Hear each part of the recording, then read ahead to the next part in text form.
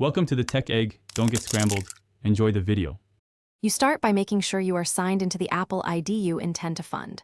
Once signed in, open the App Store or Settings and go to your account page. Have your physical credit card ready for number, expiration, CVV, and billing address.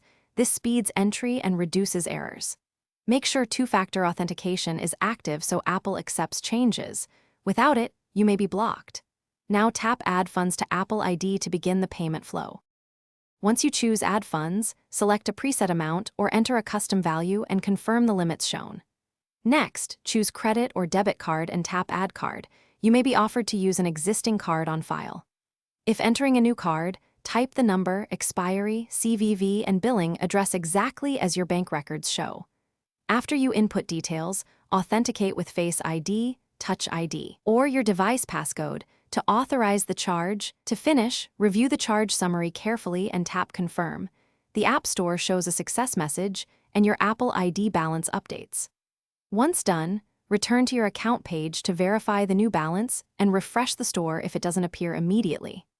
If the payment is declined, make sure the card has available funds and correct billing address, that two-factor authentication is active, and that your bank allows online transactions. Contacting your bank resolves most refusals quickly. Thanks for watching. Consider subscribing if I helped unscramble your problems.